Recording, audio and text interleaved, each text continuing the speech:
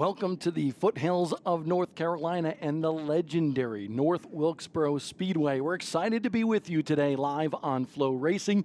It's a triple header championship weekend at North Wilkesboro for the ZMAX Cars Tour, as well as the Smart Modified Tour powered by Pace-O-Matic. I am Bob Dillner. Alongside of me here in the booth is Eric Brennan and Blake McCandless. And guys, we have a lot of racing on tap this weekend and quite the battle in all three divisions in regards to the championship. That man right there, the driver of the 7VA, Luke Baldwin, hoping to defend his crown from 1 year ago. Baldwin, the championship point leader coming into this, but in the Smart Modified Tour, everything is even amongst the top three. Baldwin, Ryan Newman, and Paulie Hartwig III, all vying in a winner-take-all scenario among those drivers. Whoever finishes highest wins the championship.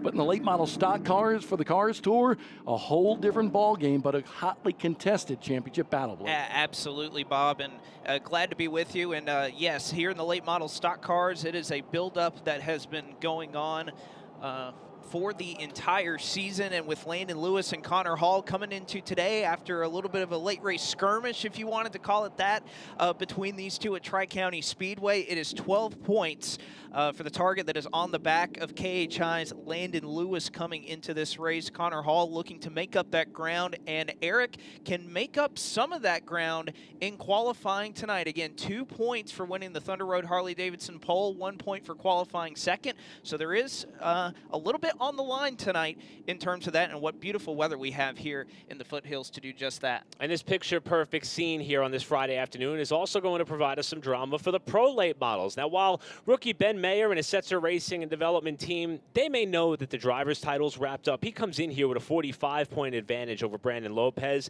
All he has to do is start the race. But on the owner's side, just as what we saw 1 year ago when Caden Honeycutt won the race in the Drivers' Championship, Spencer Davis won the owner's title. That's where the point fund money comes from. The drivers and teams certainly have their eyes set on that owner's championship battle, and it's the Rick Ware Racing number 51 that leads that fight right now by 4 markers. And the element of irony there, Bob, is not only is Luke Baldwin trying to win a driver's title again on the Smart Tour side, he's trying to win some owner's hardware for Rick Ware as well. He's one of a couple of drivers that are going to be awfully busy this weekend, and there's a lot of pride on the line. As I walk through the Cars Tour pits today, those two teams really battling for that championship. You know, I was talking to the Setzers a little bit, and they said they want not only that driver championship in the pro late models, but they want that owner's championship as well. So a lot on the line. This is a beautiful racetrack. Obviously, millions of dollars was spent to revitalize North Wilkesboro Speedway and bring it back to life. This place opened back in 1947. Remember that final Cup race before coming back to life a couple of years ago was 1996. And this place with the new pavement, it changes drastically. We're in the foothills right before we get up the mountains, and there's a lot of aging in terms of the process for this racetrack that was repaved a couple of years ago. And I was about to say that it's a much different look of a racetrack than what we had here in the racetrack revival. What was it, 3 years ago? It's hard to imagine. It's already been 3 years since that August night, but the reiterations we've had since this repaving has drastically changed this racetrack. And Eric, I would venture to say that despite the fact that now this pavement has had, what, 2 or 3 seasons worth of wear, and what Bob was talking about with the weather, when you talk to these drivers, it's not the same Wilkesboro that we had 2 years ago. There's a little bit of difference in grip and how these lanes move. And as this pavement continues to age and the process continues to go on, how much is that going to change this racetrack? Because drivers will say, if they were here a couple of months ago when we ran in May on the first race on this pavement, it has changed since then. And I think it's what's going to make qualifying so much fun tonight. We keep seeing that groove kind of widen out in turns 1 and 2. As far as the slate tonight, here's what we've got coming up for you. About 10 minutes from now, we'll kick off single car qualifying with the Smart Modified Tour. They will be first on the docket for their qualifying session. And as Bob mentioned, 3 drivers, they're not going to get any points no matter where they qualify. It's all about where they race or where they finish the race tomorrow as to who wins that championship. Well, a big point in that is the redraw. We'll have that for you as well with the Smart Modified Tour. Then we'll roll into Cars Tour Pro Late Model qualifying, and Late Model Stock qualifying will be the nightcap tonight. As Blake said, we could see some point swing there with Landon Lewis and Connor Hall in that driving championship. And a good field of race cars in all 3 divisions here at North Wilkesboro Speedway. You used to be with the Smart Modified Tour. What do you think about this championship battle that we have with that winner-take-all scenario among those three drivers? It's been fun to watch the Tour evolve on this platform and with this type of format. And last year, we were fortunate enough to be all on the same weekend again. And luckily for Blake and I, we got to sit back and watch the show. And what a show it was, where we had championship contenders crashing on the front straightaway with Danny Bone and Burt Myers. But Luke Baldwin withstood the pressure, came out on top. I think if I had to handicap the field, and what a very unique field that we have with some young guns with Paulie Hartwig, Luke, and the veteran Ryan Newman. I think Luke's the one who's been here before. He knows what to do. And speaking of, Derek Pernasiglio is with Luke Baldwin. Thank you very much, Eric Brennan. Do appreciate that. And yes, Luke Baldwin won the championship here last year at North Wilkesboro Speedway. And now you're doing double duty this weekend, trying to win a championship in the modifieds as well, but going back and forth between the late model and the modified. With all that rubber being laid down between the two divisions, what does the track feel like when you get into this car? Yeah, I mean, I feel like it's not really going to change much with this car. Like, I can't tell you what the late model rubber did to it because I wasn't on track before it. So that doesn't really make a difference. We're lucky to qualify right after we got off the racetrack for practice. But as far as the late model goes on the modified rubber, that could be a different story. Not really sure what it's going to do. You just got to hope you guess right and go the right direction. But yeah, not much of a difference with these, but later on we'll see. Is the only strategy to win tonight? Yeah, of course. I mean, if you win, that takes care of the championship. So, yeah, we'd like to try to go out and win the race, but at the same time, got to keep a level head, be smart. You know, stay in it. Just in the modified, we're racing three guys, and just got to stay ahead of them. But if we can win, we can win. If not, just focus on beating them. Well, Luke Baldwin's going for 2 in a row. Now we're going to toss it up pit road to a driver who's also doing double duty. Let's go to James Pike.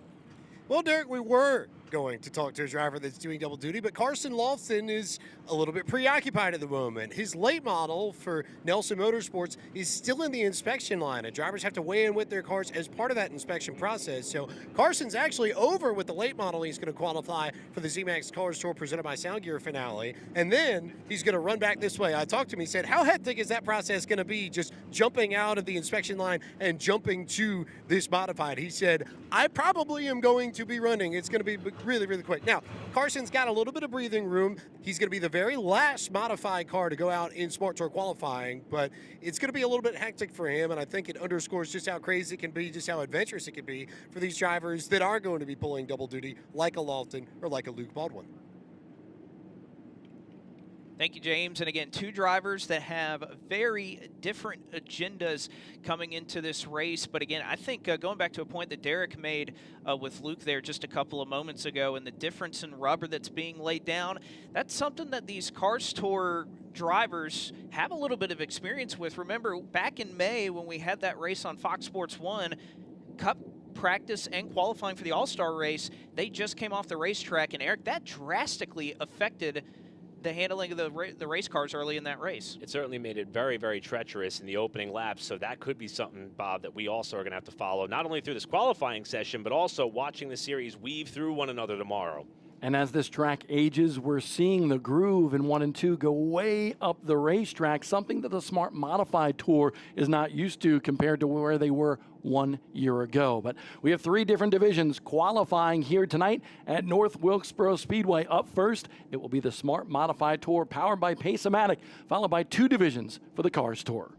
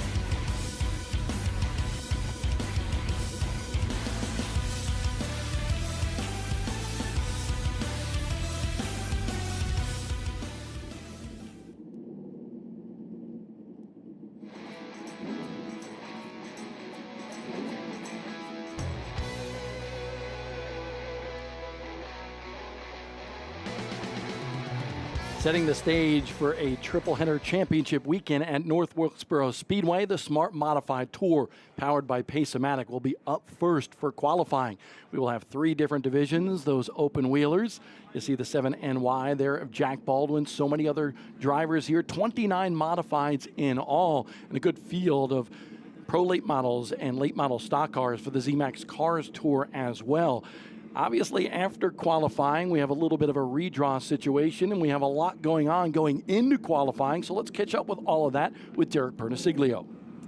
Thanks a lot, Bob. And right before we do the qualifying explanation of the redraw, we've got Ryan Flores down here on pit road. He has got a substitute position that he's got to do this year, and he will be piloting the number 39 for Caden Lapsevich. And you're practicing and qualifying the car. How's the car so far today? Yeah, the car's a little bit faster than me at the moment. I didn't want to come here and do these guys a bad job or put them behind. So we ran as fast on 30-lap tires as anybody. But for me to qualify and know all the nuances and kind of take the risk to run the 40s and the 30s that these guys do, it just wasn't worth it this morning. But really appreciate these factory 39 guys having me out, Zach and everybody. And it's usually me that has to get a substitute because I'm working. So it's nice to substitute for Caden while he's working. So, yeah, it's been a lot of fun, though. First time around the repaved Wilkesboro in a modified, and there ain't nothing like tour modifieds, that's for sure.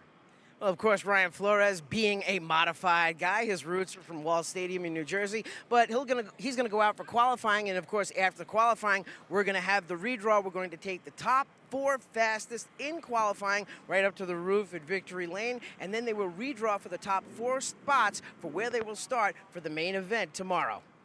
Well, thank you so much, Derek. And he spoke about Victory Lane. That is so infamous here at North Wilkesboro Speedway. We've been here for the Smart Modified Tour. You've been here with the Cars Tour over the last couple of years.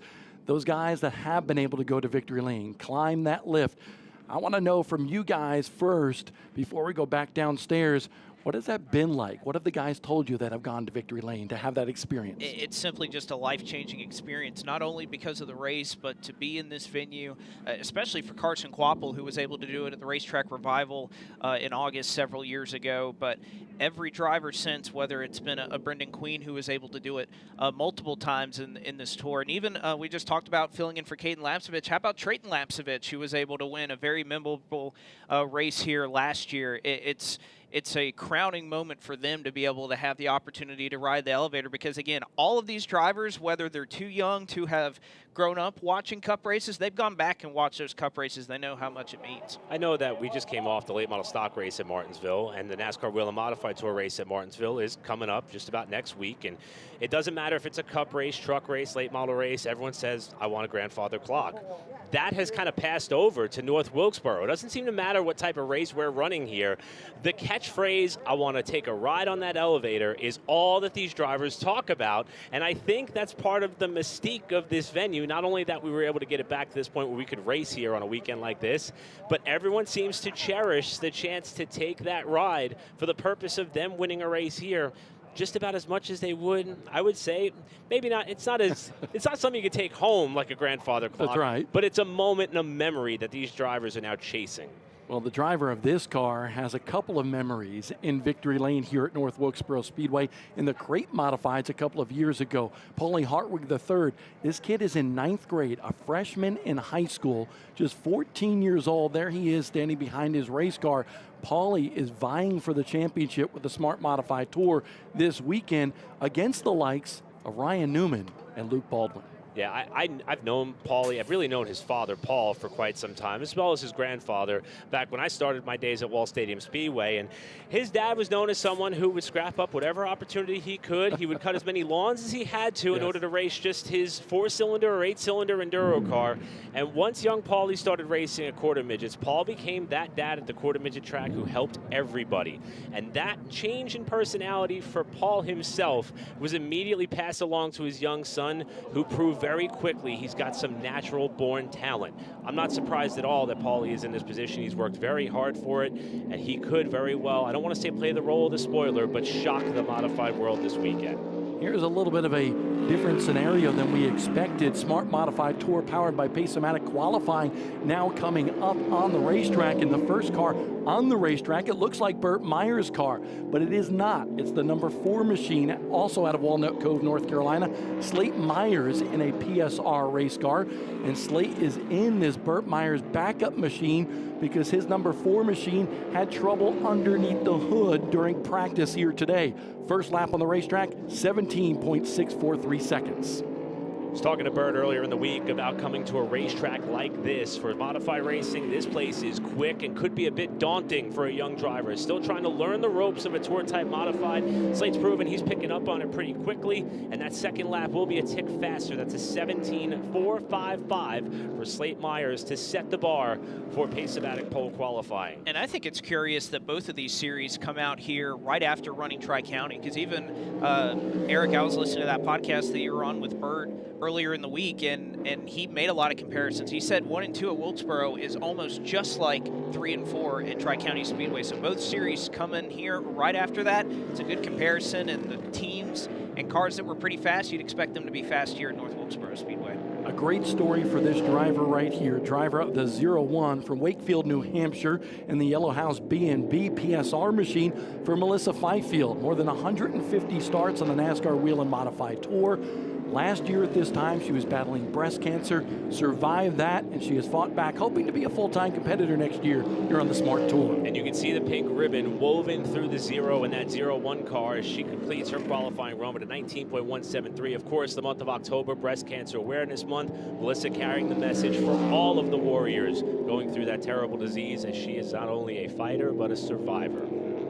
A lot of different stories in the Smart Modified Tour. Next driver on the racetrack, he hails from Canada. Norman Newman in the number 11. Race modifieds at Smyrna, and an Oscar modified guy as well. And Norman making his first start with the Smart Modified Tour this season. First lap on the racetrack for Norman Newman. We're awaiting that time, but he's circulating in practice, and he was trying to feel things out today during practice, struggling with that car just a little bit.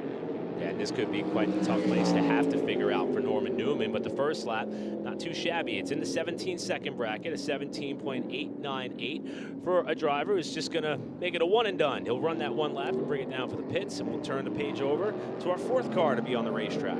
And that's the 33 out of Jackson, New Jersey, in the Autoland Toyota John Blewett Inc. machine for Karsten DeJohn Tomaso, former Garden State Classic winner at the aforementioned Wall Stadium in Belmar, New Jersey, where Eric Brennan cut his teeth in racing. And the modifieds at Wall Stadium, they're a sight to be seen. Yeah, Karsten, along with his brother Jarrett, they were just starting out when I was at Wall a few years ago, and it's been fun to watch Karsten not only progress in his motorsports on-track career, but his off-track career, working in the sport as an engineer as well. His first lap is going to be 3rd quickest in the number 33, the same number that he's adorned throughout pretty much all of his open-wheeled modified career, whether it be a crate car or tour car. Coming to the line for his 2nd lap of qualifying. Can he do just a little bit better? And he does. He moves up to 2nd quick, 17.807 for Karsten DeJohn Tomaso. 4 cars out, now the 5th car on the racetrack here for the Smart Modified Tour, powered by Pace-O-Matic. And this driver is out of Statesville, North Carolina, in the Clearview Copy Company car. One NASCAR modified win to his credit at Bowman Gray Stadium a couple of years ago for Brody Jones. Jones making his 2nd attempt with the Smart Modified Tour this year. He raced just last week at Tri-County Speedway, also in the other area of the foothills of North Carolina. 18.007 his first lap. And Blake, I'm starting to watch where some of these drivers are running, and it seems like just what we expected. Turns 3 and 4, really tight. Turns 1 and 2, question mark. Well, and I think whether it's the late model stocks, whether it's the modifieds that we're seeing right now, we've heard that you really have to commit. You're going downhill, down the front stretch into turns 1 and 2. We know these modifieds, they really like to get up towards the wall. We're seeing them kind of run the middle of the racetrack right now. But that's what makes qualifying here so difficult, is the commitment it takes with your race car. Yeah, 600 horsepower underneath the hood for the modifieds, 15-inch tires. You guys like nicknames? Love Sure. This guy has one, the Flying Floridian. Jeremy Gerstner now on the racetrack. His first lap, a 17.583. Cherokee Underground garage doors of the Triad on the side of that race car. And Gerstner, a two-time Southern Modified Racing Series Tour Type Modified champion, comes to the checkered flag. Gerstner, second quick overall, 17.583, his best time on his first lap. Love that Gerstner has promoted the fact that he's planning to run this race at Martinsville. They hauled the car up on an open trailer to get here, old school. Next car on the racetrack, independent runner. This driver out of Lexington, North Carolina, in the Yates Grading and Paving Leisure Time Rentals PSR. Man, big moment. Big moment for Daniel Yates in that number 18, one of those independent runners just outside the top 10 in points. Man, that's a car that's tough to handle, especially coming out of turn 4. You want to try to set up that second lap, and that's tough to have a moment right there. But also there's some bumps at the very bottom of the exit of turn 4 that can really play a number on these drivers. Daniel Yates, fourth quick, best lap on his second lap, 17.843. So Daniel Yates, not necessarily the best qualifier, but he's always there right at the end of the race. Derek Perniciglio spoke to this driver a little bit earlier. Skip Flores in the number 39 garage doors of the Triad on the side of that race car, as well as Landmark Buildings and Davidson Steel Services. This is Skip Flores. He is won up there in Atlantic City. He's run some races in the NASCAR mods this year at Bowman Gray Stadium. Yeah, and he actually just shared he dusted off that indoor TQ midget with the offseason approaching from his pit crew duties for Zane Smith as the front tire changer on that car on the Cup Series. I'm sure this is going to help him get a little bit closer to being in race-ready mode for those indoor battles where he's trying to vie for another championship. As for this lap, it's going to be 6th, and the fill-in ride for Caden Lapsevich, 17.977 for Ryan Flores. Those New Jersey speedsters are filling up the Smart Modified Tour field here at North Wilkesboro Speedway. The next one out of Brick, New Jersey, in the McCarthy's Marine Northeast Lock Accurate Auto Body number 20 for Eddie McCarthy. McCarthy, 2 wins at Wall Stadium. McCarthy hoping for a good run, third quick on his first lap, 17.578. This guy, every time he comes south and runs with a Smart Modified Tour, is right there in the thick of things. A little wiggle right there, as Blake was talking about, difficult to get on the pedal there, especially coming off the corner. McCarthy, that 17.478, third quick, his best lap of record. Yeah, Blake, I'm curious if that's going to be the point of contention for a lot of our qualifiers, getting back to the gas in the middle of 3 and 4. We've seen a lot of cars have moments there coming through that point as we welcome Anthony Bello to the racetrack. Yeah, Paul French race car. Bello has run this on a part-time basis after running for the Racing Electronics Rookie of the Year 1 year ago with the Smart Modified Tour. Bello, 6th quick, 17.878 on his first lap. This kid has done really well. He's been splitting time between the pro late models around the country, a winner at the Nashville Fairgrounds this year. So Bello hoping to do the same, but maybe move up to super late model racing next year. He's proven his talents in all sorts of different vehicles. Has Bello. It'll be interesting to see where his career takes him, and he's got a strong qualifying effort here just outside of the top 5. Third generation modified racer out of Mooresville, North Carolina. This driver, Jack Baldwin, competing for the Racing Electronics Rookie of the Year with Mohawk Northeast on the side of this race car. His dad turning the wrenches, Tommy Baldwin, on this machine. His granddad, the great Tom Baldwin, the Tiger Tom. And Jack trying to follow the footsteps of his granddad as well as his dad. And Jack right now 7th quick with 17.894. Of course, both the Tiger and Tommy inducted in the Riverhead Raceway Hall of Fame this year. Both Luke and Jack trying to follow in those footsteps. Luke trying to win a title, Jack trying to win the race. He'll match the car number the first time around. Second lap, Jack up into the top 5. He'll go to 4th. Not bad for Jack Baldwin, hoping to finish out the season with his first Smart Mod Tour victory. Next driver we have on the racetrack is in a new ride. Actually, it's kind of a new old ride for him because he goes to the Paul French stables once again. Driver of the 1JC. And you can see the snake on the side of that race car. Jake Crum is back out of Newport, Tennessee in the Mount Airy Toyota Troyer machine. Jake always fast no matter where he goes. 4th quick first lap, a 4.79 in that 17-second bracket. Also former winner in a late model stock car at Martinsville, as we were talking about earlier. Comes down with the checkered flag. First lap we initially saw was good enough for 4th. Waiting on timing and scoring to confirm as to whether or not he stayed just there. Wow, up to P1 for Jake Crum. There we go. That was worth the wait for that car. Fast time so far for Jake Crum, but will it be the last guy that we see on top of the speed charts? This next driver in the number 5 machine out of Maiden, North Carolina. Lots of wiggles, especially down there in 3 and 4. Blake is on the edge of his seat up here in the booth. This is Tommy Buzzy Jr. in the Alpine Partners, number 5. Tom, one of the veterans of this Smart Series since its return in the early 2020s. Looking for an opportunity here to close out the season. Another multi-generational racing family. Tom's second lap will be a tick quicker, but he will remain just outside of the top 5. He sits in 6th for now. Wonder what that feels like as you come down there in 3 and 4. You just get that wiggle, you got to hold on to it. Here's another new look for another team, a yellow number 25 for Mike Smith's Andretti prepared race car here. This is Danny Bone in the number 25. 2 wins for him this year on the Smart Modified Tour, and he had a tough race here 1 year ago, Eric. Yeah, it was in contention for a championship as he bottoms out a little bit there on the approach to turn 1. And we thought that he very well could be one of the favorites to win that title in the Buddy Ellis entered machine at the time, but was involved in a hard crash off turn 4 that not only took him out of title contention, but also out of the race. Bone comes down to the line. He was shown as second that first time through. Bob, I'm going to check your stopwatch here. Scoring just a little bit slow to register here off of Race Monitor, so we'll update you as soon as we can. But now on the racetrack, the number 99 machine, new driver behind the wheel of this car after last week's debacle, if you will, at Tri-County Speedway. This driver out of Waverly, New York, Bryce Bailey in the Jamie and Cheryl Tomeno prepared race car. Bryce Bailey, a 3-time Pace-O-Matic pole winner in 2025. And Danny Bone, 3rd quick. It finally registers there. Thank you so much, Blake, for pointing that out. 17.430. Bailey just knocked him out of that 2nd spot. We'll see if Bryce Bailey could bring Jamie Tomeno, number 99, up to the pole. First lap was a 17.423. Second lap for Bailey, 410. Close, but not close enough. But a good run for that car and driver and team. Here's a guy that everybody has their eyes on, the 7VA out of Mooresville, North Carolina, in the Pace-O-Matic Stanley Law Group Mohawk Northeast PSR.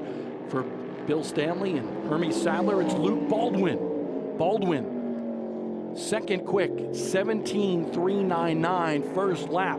That's a quick first lap for Luke Baldwin. It has been, and we've seen drivers picking up about a 10th, maybe a 10th and a half on their 2nd lap. He could get into some really fast territory if he's able to do that here on lap 2.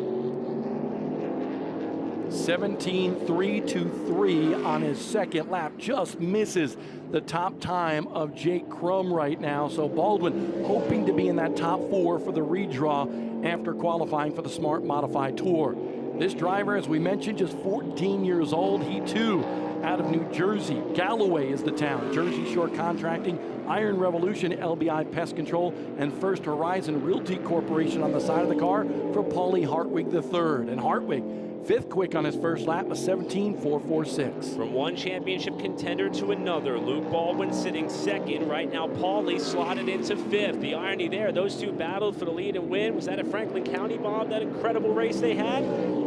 Incredible battles. Anderson, South Carolina, Hickory, North Carolina. They have gone toe-to-toe many times this year. Paulie Hartwig, 5th quick, 17.446 for the 73. The number 40 now on the racetrack.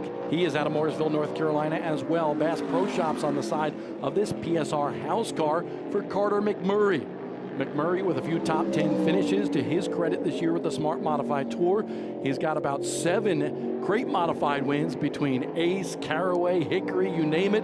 Carter McMurray, just in case you know that name, you might have heard it before. His dad, Jamie McMurray, a former Daytona 500 champion. Well, and in fact, he had to wear one of his dad's old suits last week because the zipper on his suit broke last week, and it ended up fitting him just perfectly. So working out there for Carter McMurray, who looks like his 2nd lap's going to put him 9th fastest. And 9th fastest for Carter McMurray. Here's another driver that has turned a lot of heads this year. In the number 79 ride out of Manorville, Long Island, New York, in the EME Industrial High Mark Building Efficiency PSR machine for Hillbilly Motorsports, it's Joey Braun. He's led 119 laps in competition this year, top 10 in the point standings.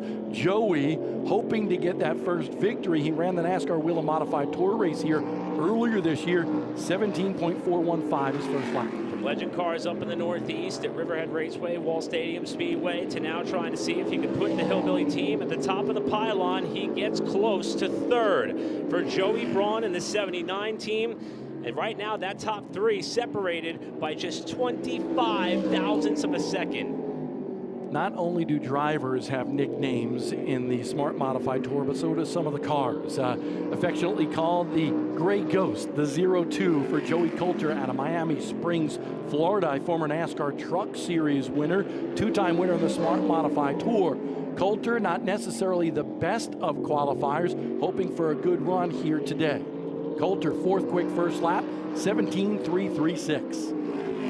Really good first lap for Coulter. Here's the trouble spot. Car looks stable as he gets back to the gas. We'll see if he can get closer to the top.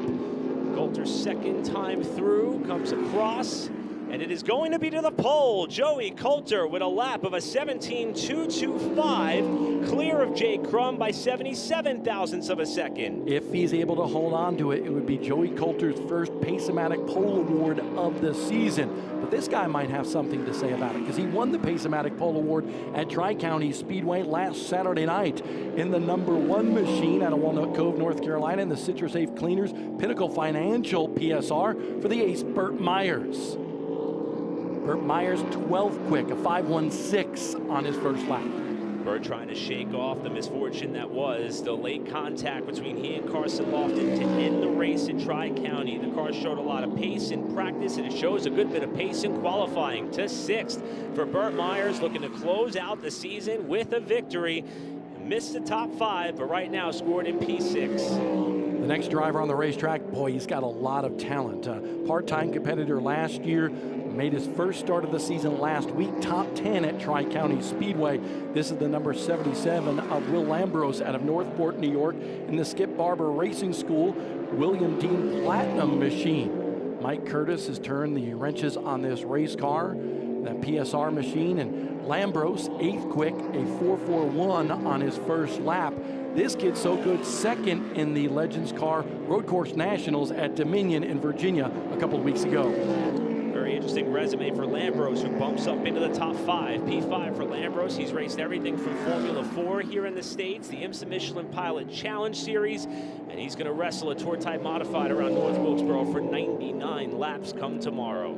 This driver has got it all on the line this week. Jonathan Cash out of Oxford, North Carolina, in the Pace-O-Matic SNS Racing PSR.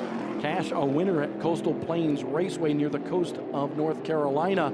Labor Day weekend, his first ever Smart Modified Tour victory. Cash, 13th quick, 17.483 on his initial lap. Cash, another one of the cars fielded out of the SS Racing stable, looking to hopefully match some of the time that was shared by one of the team cars. And Luke Baldwin, who's up to 3rd. Here comes Cash to the checkers. Again, that first lap was 13th quickest. We'll see if Jonathan could move a little bit closer up towards, or maybe even into the top 10 as he takes the checkers this time by. For Jonathan Cash, he'll go to 6th. Not a bad qualifying effort for him. Here is the cookout machine. Can't miss the cookout on the quarter panel of this car. Pace-O-Matic also joining Bobby Labonte, NASCAR Hall of Famer, making another start with the Smart Modified Tour. Labonte loves. He's been driving just about everything here at Wilkesboro Speedway through his career, and Bobby Labonte hoping for a victory, 9th quick on his first lap. Car painted up very similar to that of young gun Max Reeves, who Bobby has actually been coaching through all of his Super, Pro, and late model stock and ARCA starts. And how about that for the Cup Series champion? Flirts with the pole. Labonte to the front row, 2nd place. How about one of our championship competitors, Luke Baldwin, right now sitting just at where that redraw is going to be. Now on the racetrack, we call him the nice guy, Jimmy Wallace, out of Reedy Creek, North Carolina, in the number 21 machine. Top 10 finish for him a couple of years ago at the King of the Modifieds at South Boston. And Wallace was very fast earlier today in practice, and that's why he's qualifying late in the going here. Jimmy Wallace, though, 16th quick on his first lap with a 17.516. Jimmy, longtime veteran racer, will just about race anything he can get his hands on, and he just misses on the top 10 by about 100th of a second. Jimmy Wallace up to 11th. We're clicking through qualifying here for the Smart Modified Tour, and there is our final of the 3 championship competitors in the Shitty Coolers Montrose Molders Corporation. Aggressive Hydraulics number 2 for Ryan Newman, the Rocket Man. Comes in here technically second in points, but vying for a title for the second straight year in a championship race. Third quick first lap, 17.296. I believe that was the quickest first lap of record during qualifying. And no matter what, he will be the highest starting one of our championship competitors right now, trying to cement himself not only in that top 4 for the redraw, but maybe trying to make a statement as well. Second lap a little quicker, but he will remain third. So Ryan Newman, we've got a Cup Series, a Truck Series winner on pole, a Cup Series champion second, a Daytona 500 winner, your top 3. Here's a guy that has run modifieds for a while now. A NASCAR modified champion at Bowman Gray Stadium and the KevinSaysYes.com 04 iHeartRadio on the side of the car for Brandon Ward. Ward, a 6-time winner with the Smart Modified Tour. Ward 9th quick, 17.402 initial lap for him. Wow. Whoa, that was a slide in 3 and 4. My goodness, did it scrub off any speed? Actually picked up a spot. Wow. Imagine what it would have been, Blake, without that little wiggle down in 3 and 4. Yeah, that's one of those things as a driver that's going to sit in the back of your mind at 3.66, but it's always, you're always going to wonder what could have been. Is now what the final car, I believe, to go out was the fastest in practice earlier today. And the most recent winner with the Smart Modified Tour 1 week ago at Tri-County Speedway, Carson Lofton in the 15, JT Services and Garage Doors of the Triad on the side of this Troyer machine. We look at Lofton to see where he is on the speed charts. Lofton also trying to sew up Rookie of the Year honors in the cars toward the late model stocks for the Nelson Motorsports team. That first lap was second quickest. Now we wait to see if the second lap's any quicker. Doesn't look to be. Let's see. Well, they're doing fist bumps down there for Joey Coulter. Their internet connection must be better than ours up here. Absolutely. He's cementing the pole honors down there with his crew. Lofton second. How about that, Derek Pernasiglio? Joey Coulter with the pole award at North Wilkesboro.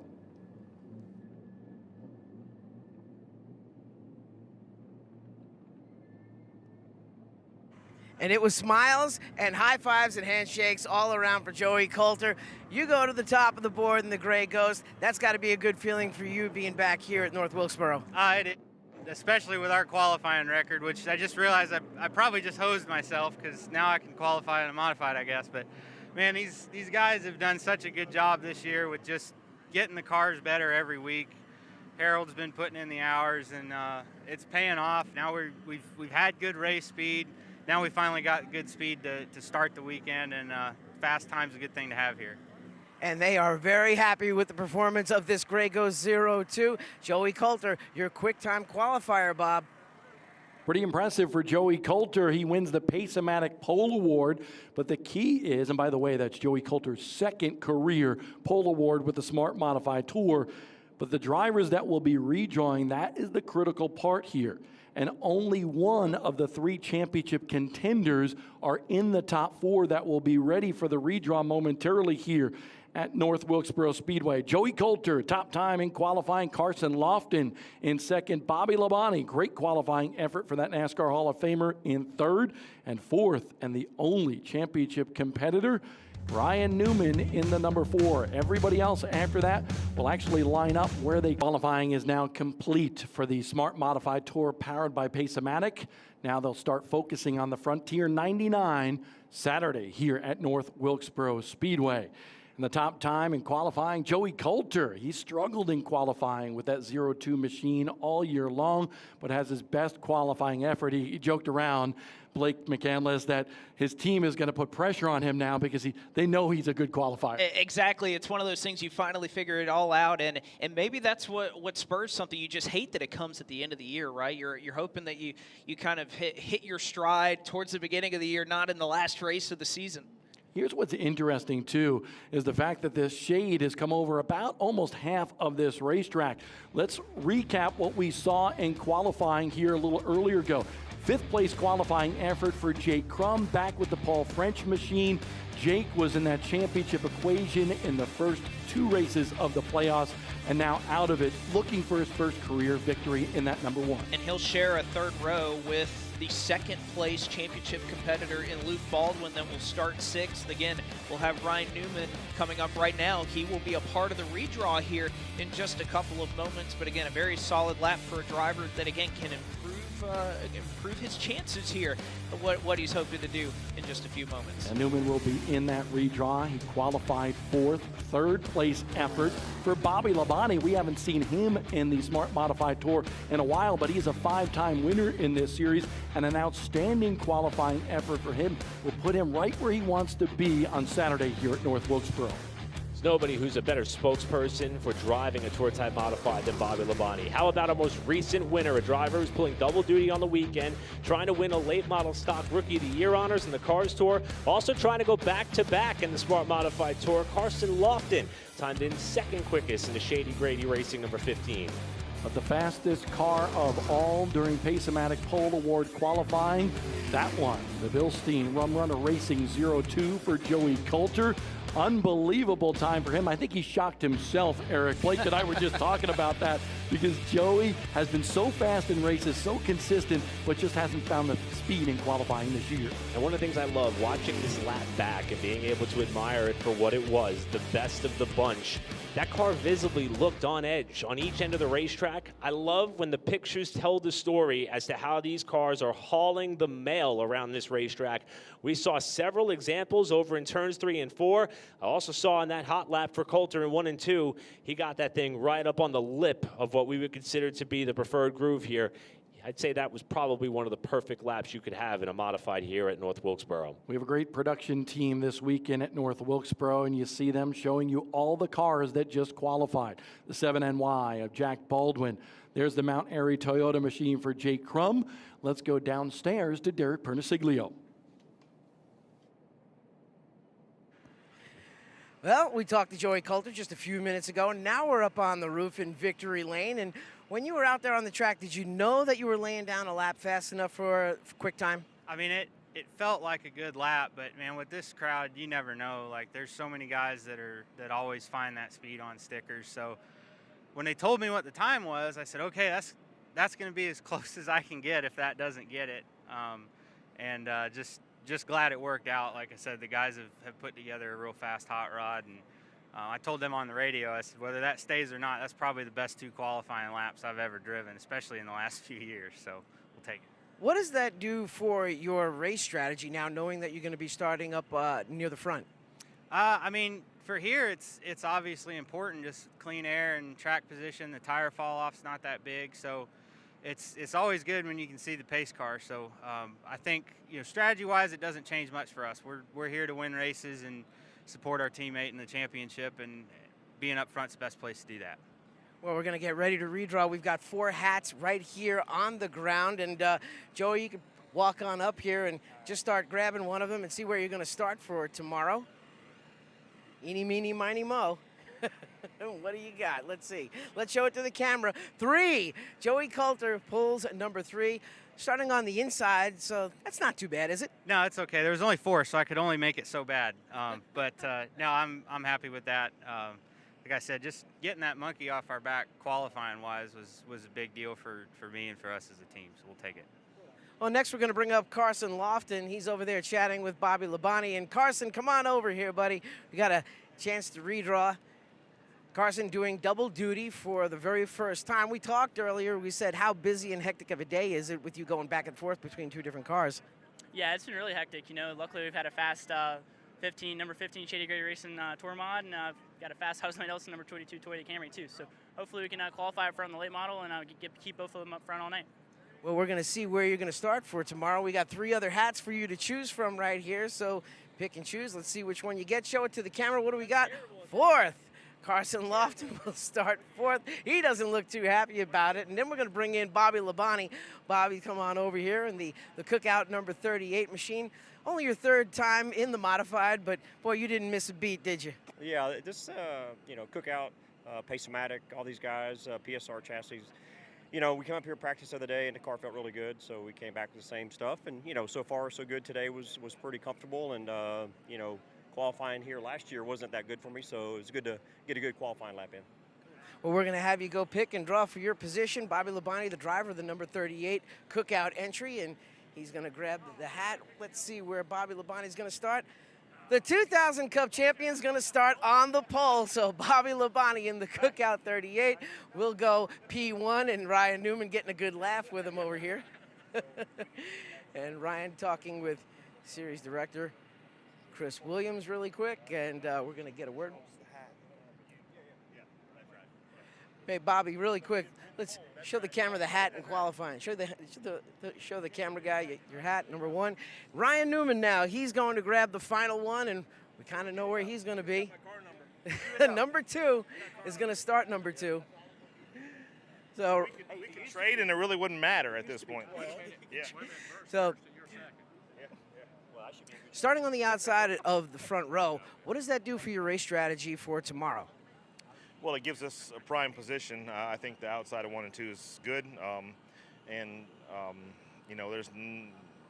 It's good to lead the first lap, but we want to lead the last lap. And, this theoretically jumps us a row in front of the rest of our competition from qualifying 4th. So just look forward to the opportunity. And it also gives him a strong opportunity to pursue that championship in the Smart Modified Tour. Thank you, Ryan Newman. That too, he says. Thank you, Ryan Newman, for chatting with us. Let's go back up into the booth to Bob. Well, let's just say the deuces are wild so far for Ryan Newman. Newman, the number 2 on the outside of the front row for the initial start of the Frontier 99 tomorrow. That's going to be a heck of a front row there between, think about it, Bobby Labonte and Ryan Newman on the front row for this one. Yeah, I was about to say, as a race fan who is looking probably to get a ticket for tomorrow, I mean, what more could you ask for? At North Wilkesboro Speedway, no less. History oozing out at a track that is famous for its history in the NASCAR legend. We'll be back here with Z-Max Tour qualifying coming up next. Want an easy way to help take care of your vehicle? Z-Max Micro Lubricant. Z-Max Micro Lubricant is a DIY solution that pours into your fuel and oil. Z-Max proprietary molecules are uniquely small, so they literally soak into the metal, dispersing harmful carbon deposits. This improves horsepower, extends engine life, and reduces emissions. Z-Max is good for your car, your wallet, and the environment. Can be used in new or used vehicles. Available at zmax.com or your local auto parts store.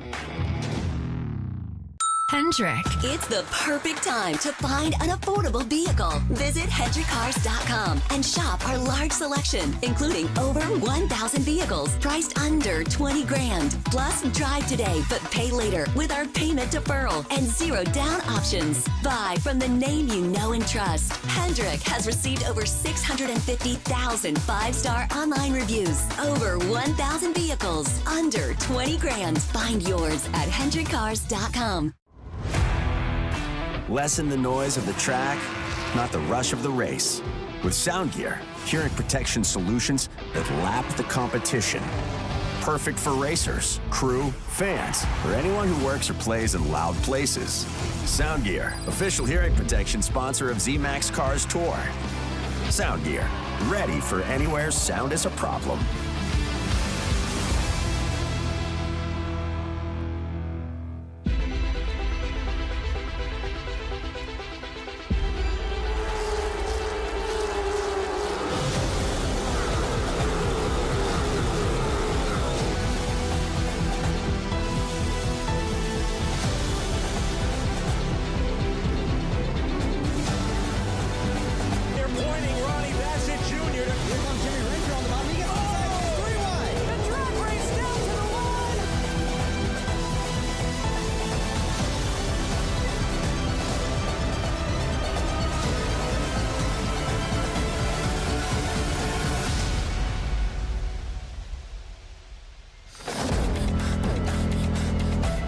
code's been set for the Frontier 99 for the Smart Modified Tour powered by Pace-O-Matic, but we're looking forward to tomorrow night in the Northwest Automotive 100 and Crossroads Harley-Davidson 125 for the Z-Max Cars Tour presented by Sound Gear. Qualifying coming up in just a couple of moments. Blake McCandless, Bob Dillner, Eric Brennan along with you here from North Wilkesboro Speedway.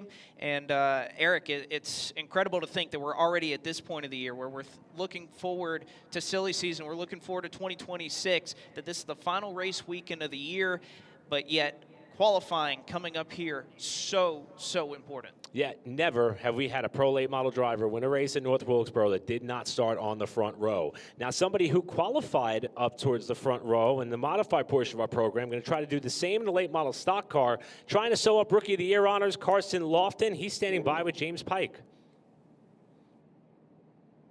Carson Lofton is a busy man here in qualifying at the Z-Max Cars Tour presented by Sound Gear. Qualifying the modified. Now jumping over to late model here in a little bit. Did you feel anything out in the modified that you might take and be able to use with the late model? Anything you noticed about the track in particular? It's so tough, man. These cars are so much different. You know, we've had a fast modified all day long. We were P1 in practice and struggled with the late model stuff today, but I think we got it turned around, and I guess we're getting ready to see here in a minute. Been really consistent towards the back end of these races. And the Wilkesboro race is a little bit longer than usual.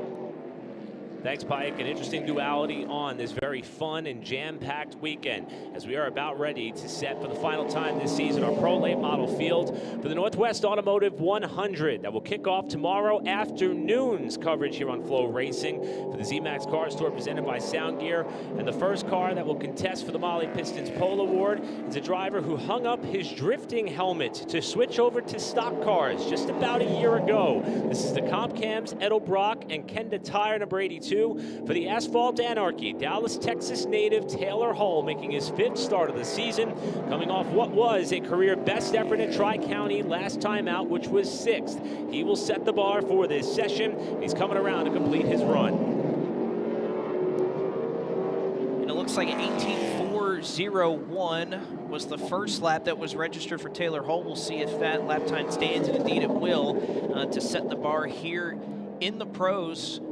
For pro late model qualifying as we welcome in again. We talk about the similarities between Tri-County Speedway and North Wilkesboro Speedway. I think this is one driver, Eric, that is hoping that that translates very well for Ashton Higgins and the Alliance Driveway Solutions number 9 out of Weaverville, North Carolina, driving for Low Country Motorsports, and immediately going to set a time that tops the one laid down by Taylor Hull by about half a second at 17.996.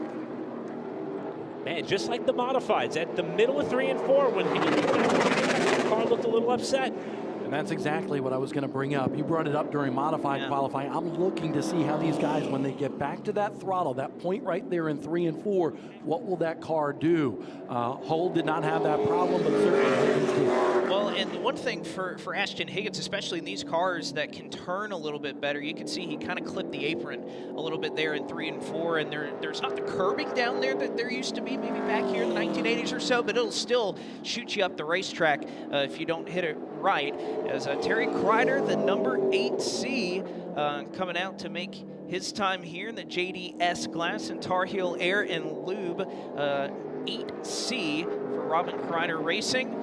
Family-owned team clocking in 3rd fastest at an 18.841. Next lap through, checkered flag. And there we go. Terry Kreider up to 2nd at 18.227. Next car hits the racetrack. Let's toss it down to James Pike.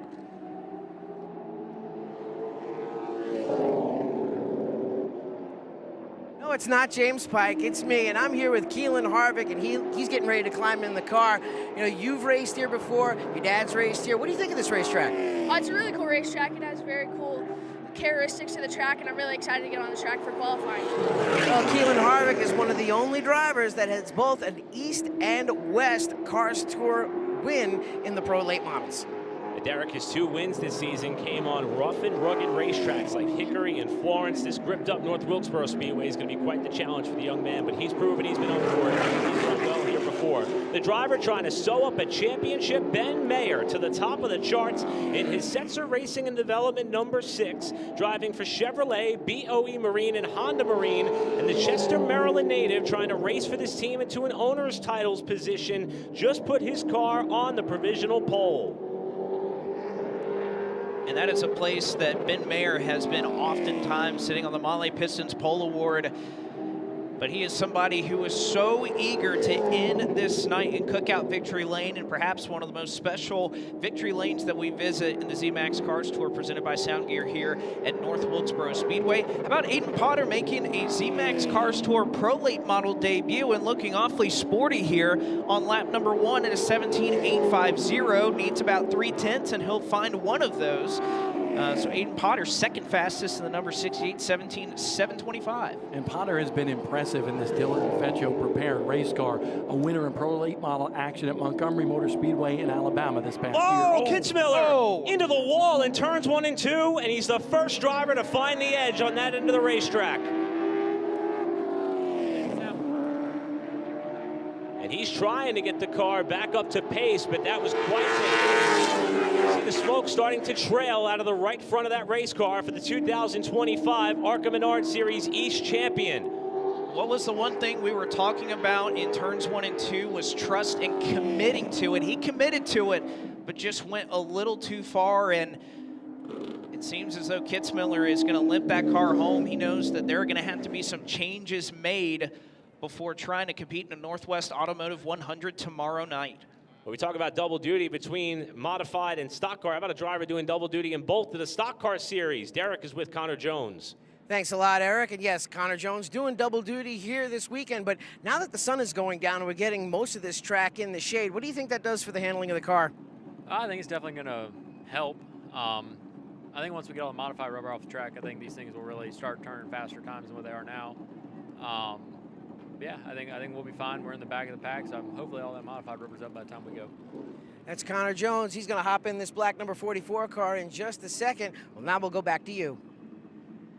Connor made a really good point right there, and it's something we brought up in the midst of modified qualifying that we didn't quite get to touch on because, again, they had their practice session, and then we had smart modified qualifying right after that. But he made a good point about the rubber being different that the modifieds laid down. And Eric and Bob, this is something we dealt with back in the spring when the late models were on the track. They had all the NASCAR Cup Series rubber that they laid down in practice and qualifying, drastically changed the handling of the track, and they haven't been on track since the modifieds left it. And I know talking to a lot of these drivers in the past, even at the North-South Shootout at Caraway Speedway in the past, when both of these series would run there in tandem, it's something that drastically changes the handling of the racetrack. As we welcome Trey Burke onto the racetrack, we'll toss it down to Pike. With TJ DeCare, who won the pole for this race 1 year ago. TJ, how do you repeat the feat in 2025? We'll see. I got late, and I'll be able to tune in what he does, get up to speed. And I think every year it's different here, get up to speed, and everybody does different things. But like I said, I'll be able to watch everything and see how everything goes. But I think we have a good piece for tonight. We had a great race pace, and hopefully we can replicate that in qualifying. It's got a BLO car. Those cars have shown all kinds of speed this season. Thanks, Mike. Trey Burke out of Alvin, Texas, driving for the Hettinger Racing Team and the Wings and Wheels Foundation. Knee Dragger Motorsports and Victory Custom Trailers number 4 is going to slot himself into the 4th spot. Eric, here's something else I think that you got to pay attention to. Blake was bringing up the different rubber between the modifieds as well as the Pro Late models here, but also everybody expected this to be the temperatures that we saw earlier in the day. And I believe it's cooling off just a little bit for qualifying, especially if you look at this racetrack. Exactly half of it is in the shade, and that might present a challenge for a lot of these drivers compared to what they expected or saw during practice earlier today. Dusty Garris on the track right now, a longtime super truck competitor at Florence Motor Speedway. This is a far climb and a far type of racetrack from what we see down there in the PD region of South Carolina. And Garris putting up a pretty solid lap right there, smack dab in the middle of the pack of the cars that have gone out. It's 4th fastest for the driver out of Weaverville. Next car on the racetrack also in contention for an opportunity to walk out of North Wilkesboro associated with the championship. Last year, this was the car that Caden Honeycutt drove to cap off a driver's title. This year, this Bryson Lopez entry is a bit of an all-star car and a bit of a long shot, if you will, with the field size that we have to win the owner's title on the Pro Late Model side. They're 17 points out, trying to see if they can make up 2 here in qualifying. Tyler Reif is the pilot tonight. He's back for his 8th start of the season in the Atlanta Paving and Concrete, number 47, and he gets the car to the front row. The bad news is one of the cars he's chasing, Ben Mayer, second in those owner's points, currently still holding down the provisional pole with Reif now up to second. We mentioned this driver earlier on in our coverage as a driver that I think comes here with a lot of great memories after winning for Chad Bryant Racing here last year at North Wilkesboro Speedway in the late model stock car, trying to do the same thing here in the Pro for Low Country Motorsports, the number 7 Chevrolet. Welcome back to North Wilkesboro and Wilkes County. Trayton Lapsevich, first lap through, 17.821. It's a quick one. A little sideways off of turn number 2. A trouble spot maybe for some of these Pro Late Model competitors, but he was hammered down. It's been unbelievable as Lapsevich crosses the line a little bit slower that time through. I equate the entrance to turns 1 and 2 right now like a skateboarder dropping into a half pipe. They're going down the hill on the front stretch, all the way up towards the top of the wall as high as they can go, and then try to swing back down to get to the other side. I have one question. Have you ever done that? Oh, no. Okay. No way. I'm not a skateboarder. Here's a driver out of Long Island, New York, Dix Hills to be specific, driving for his 3rd team this season, trying to wrap up a top 5 effort in championship points. His best finish was 4th at a Speedway, now driving for Hurricane Racing and the Vietnam Veterans of America, and A-Best Forklift number 74, Rodney Dowlis, who was 6th on his first time around. Dallas, who drove for Walker Motorsports throughout most of this campaign, a couple of races with the Ty King Motorsports team, and now has just cracked the top 5. Dallas up to 4th in the Hurricane Racing number 74. One thing that's been really fun to watch this season, Eric, is the drivers who have been able to compete both in the Cars Tour West and then come out east and compete with us here on the East Coast, and we're seeing that with several examples throughout the field, but including this driver who is making a debut in terms of coming out east with us, and Taylor Mayhew out of Bakersfield, California. First lap through for Taylor Mayhew, 9th fastest. And Taylor's dad, David Mayhew, just a legend on the West Coast. He did everything through late models in the West Series as well. So definitely the apple didn't fall far from the tree here. No, absolutely not. Mayhew improves to go up to 7th. We have another double duty driver coming across the line right now, and we mentioned the owner's points battle, Eric, that's taking place here. This group is not out of it yet. Oh, but he was almost out of the group out at turn 2. He had a bit of a moment there off of turn number 2, trying to wrap up 2nd in the Drivers' Championship. As Blake mentioned, with an outside shot at that owner's title, here's Brandon Lopez, one of the co-owners of the Bryson Lopez team. Scored his maiden win at Caraway in the summer and was close to another one last time out at Tri-County before late contact. And this car looks a little bit tight right now. Doesn't want to turn in the center of the corner, and that's exactly what Lopez was struggling with in practice. Lopez will come to the line, and that second lap much better. Up to 3rd for Brandon Lopez, hoping that the one that got away at Tri-County comes back to him at a track that the team celebrated victory just 1 year ago.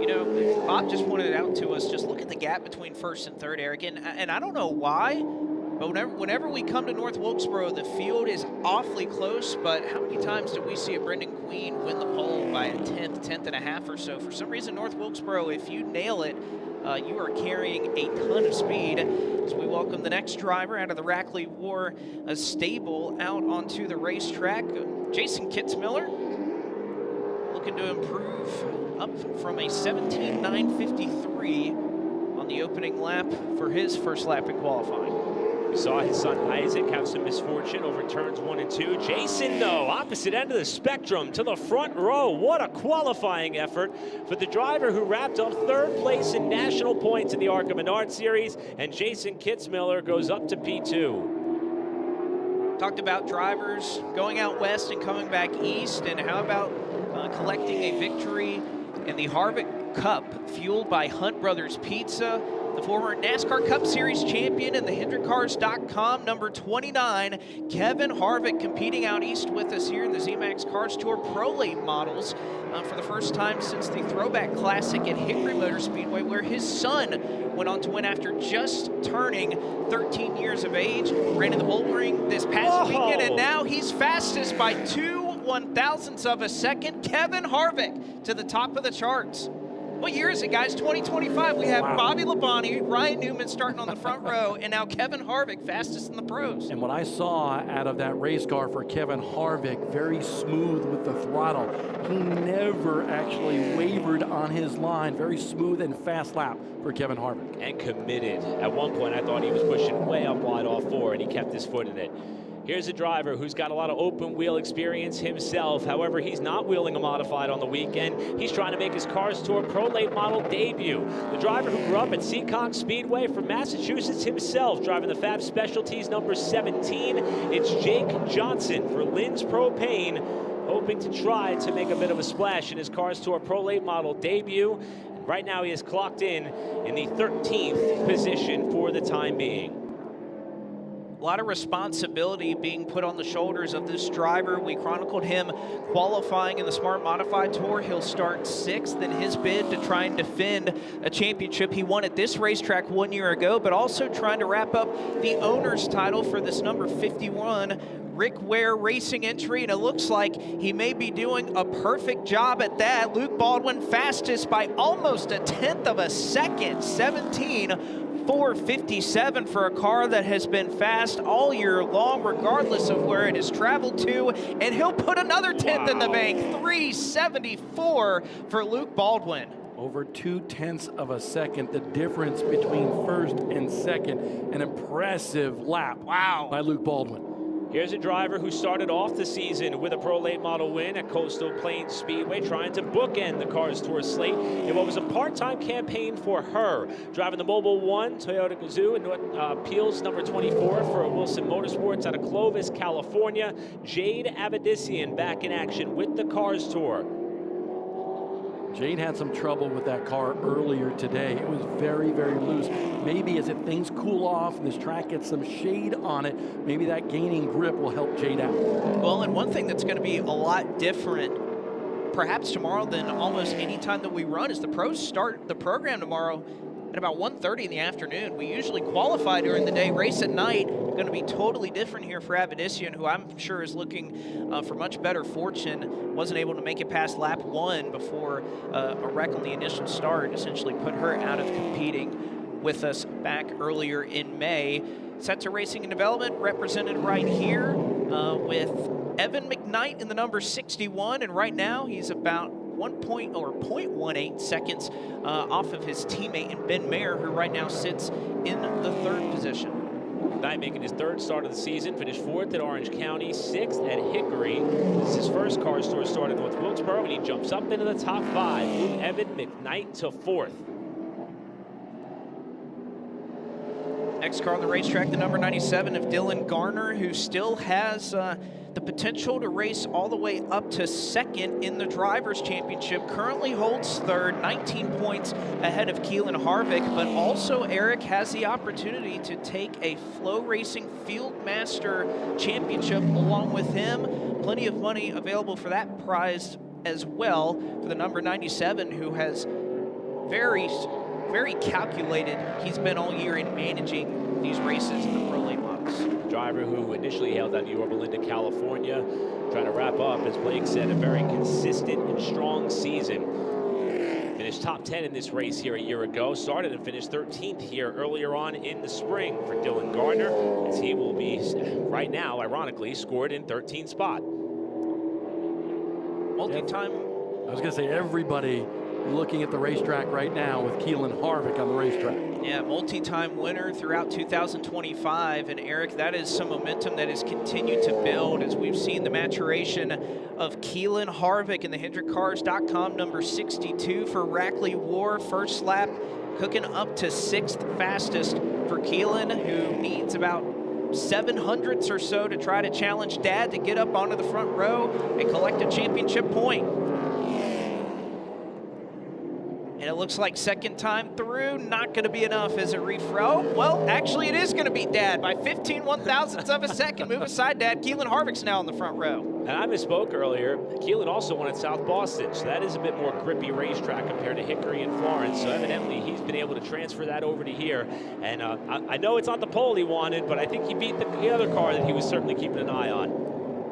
Here's a driver that we heard from just a short while ago, pulling double duty in both the Pro Late Model and the Late Model Stock Car. Got a win here in a Late Model Stock Car 1 year ago.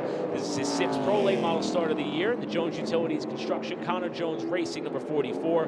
From Fredericksburg, Virginia, here's Connor Jones, who clocks in 7th on his second go-around. Connor's still looking for that Cars Tour sanctioned inaugural win in a Pro Late Model. He's already won several times in a Late Model Stock Car. And we talked about this track changing. It's completely covered in shade right now. You can see the lights starting to come on. Great aesthetic as we move from the Pro Late Models to the Late Model Stocks. But one more entry for TJ DeCare, the defending winner from Tri-County Speedway. First time he was able to visit Cookout Victory Lane and keep it this time around. And Eric, you remember this race last year. He had a great opportunity to go to Victory Lane, kind of settled out and let the championship competitors battle amongst themselves, but has taken very well to this racetrack. Has the youngster out of Florida, 9th fastest first time through. Second lap is just shy of a pole, 17.528, second fastest for TJ DeCare. Yeah, just shy in terms of running position, but quite the gap. I was about to say 2/10 from the Mahle Pistons Pole Award. And TJ DeCare. So Luke Baldwin trying to win the Owners' Championship for Rick Ware Racing. Wins the final Mahle Pole Award of 2025. We will hear from him at the conclusion of Late Model Stock Car qualifying, which is coming up next. You are watching qualifying night for the season finale of the Smart Modified Tour and the ZMAX Cars Tour presented by Sound Gear. The Crossroads Harley-Davidson 125 Run for the Pole coming up next. At Autos by Nelson, we value our customers, so we sat them down to get their double take. I have been a customer since I was old enough to drive. What I love about Autos by Nelson service program is they offer the Auto Advantage now. And so not only do they still double my warranty, but they offer free towing and they will pay my collision deductible if I use their collision center for my repairs. I love my new vehicle and I'm so excited to have it for years to come.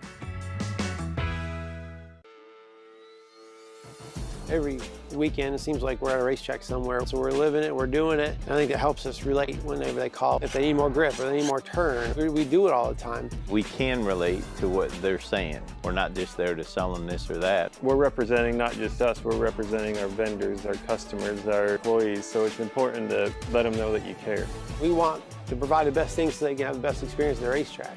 That's what we want with our race car too. Hendrick. It's the perfect time to find an affordable vehicle. Visit HendrickCars.com and shop our large selection, including over 1,000 vehicles priced under 20 grand. Plus, drive today but pay later with our payment deferral and 0 down options. Buy from the name you know and trust. Hendrick has received over 650,000 5-star online reviews. Over 1,000 vehicles under 20 grand. Find yours at HendrickCars.com. Welcome back to coverage of the ZMAX Car Tour presented by Sound Gear live on FloRacing. Getting ready to start Thunder Road Harley-Davidson pole qualifying for the late model stock cars. And here with championship points leader Landon Lewis. Landon, a lot on your mind. How do you mentally approach this weekend with everything sort of floating around? Yeah, I mean, the biggest thing is just trying to take every moment in and just process as slow as possible. I was telling everybody, we had our meeting this morning as a group one final time, and it was really special because we all got pretty emotional, and I was pretty emotional this morning when I woke up, pretty emotional. I made sure I was the first one here. I just want to enjoy everything. Opportunities don't come like this very often. So, yes, I know it's late model racing, but it means a ton to me, and not just me, but my guys have put everything into this year to make it count, and that's what we're here to do. So it's super special to be here. A lot of shades the way Brendan Queen and Lee Pulliam approach 2024 in this race. To Derek Pernicigligo. Thank you very much, James. And here with Mini Tyrell, who's enjoying one of his most successful years to date in the late model stock competition. 3 wins this year, of course, including the Throwback Classic with 50 grand. But now you're here at North Wilkesboro. You've been fast all year, but how's the car today?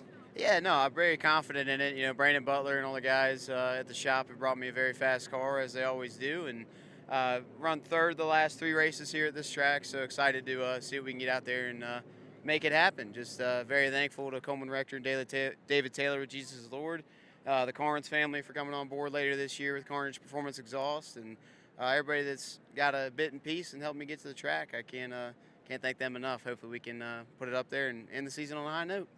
Well, guys, he's feeling confident. Like you said, he wants to end the season on a high note. 3 wins this year for Mini Tyrell as he looks for his 4th at North Wilkesboro Speedway. And again, I think those are 2 drivers very well could end up winning the Thunder Road Harley-Davidson Pole Award. And again, what a beautiful setting that we get from North Wilkesboro. This entire weekend, the leaves are starting to change color and fall is upon us. And even the drive up here this morning, what a beautiful, beautiful sight. I want to get back to Mini Tyrell a little bit.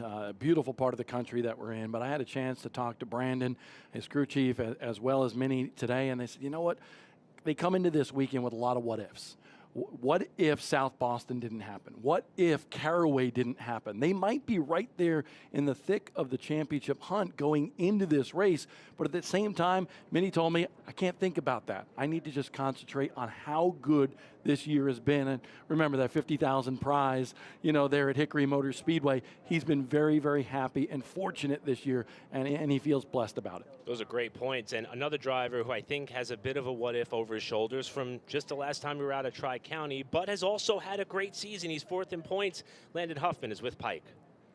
Landon Huffman for Carroll Speed Shot, looking for a good qualifying run to set himself up well for the last race of the season. Landon, last time you were here, you didn't really have a door panel on this car. So what's your mentality here, trying to avoid all the chaos and end up with a good finish to round out 2025?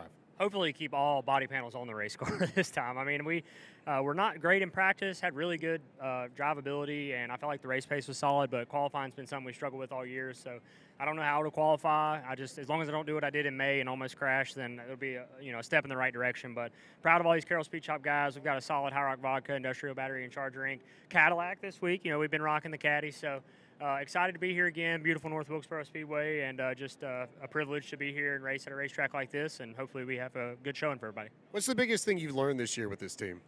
We're pretty resilient. I think that we've had a lot of bad luck, which racing luck in general. It happens.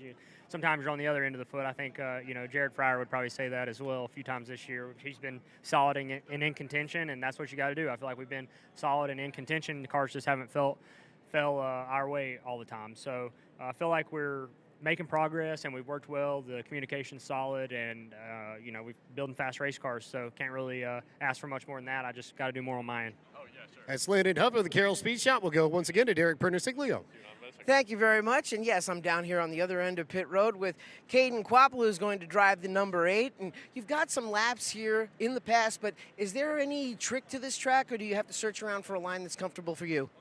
In the race, it's going to move around a lot, I think. I haven't finished the race here in late model stock, but in the pro car, I've done a couple here, and you move around a lot, and it's hard to pass by the end of it. But qualifying here, you're just going to send it as much as you can, get all you can get. So it's going to be a lot of fast cars here tonight.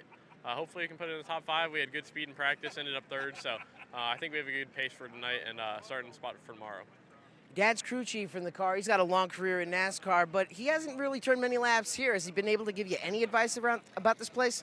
Not really, no. I don't think he's ever been here. So I took a lot of pointers off my brother. He's ran here a bunch. He won here when they first came back, and obviously it was old pavement, so it's a lot different. But he's ran here a lot in the late model stock stuff too with the fresh pavement, and he's had a lot of success here. So I've been able to ask him a lot of questions, build a lot of good knowledge for myself coming here. And these things are a lot similar like the pros here. You kind of carry as much momentum as you can, and unlike other tracks, you don't really have to slow it down. So it's one of the more easier tracks I'd say we go to, but you gotta have your car good to make up a good lap time.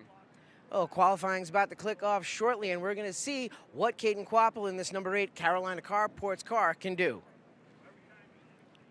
Thanks, Derek. And, Caden said in a much more poetic way, qualifying a cars to late model stock here at North Wilkesboro, Just got to send it and hope it sticks. Yeah. I think that's what we're about to see everybody do now.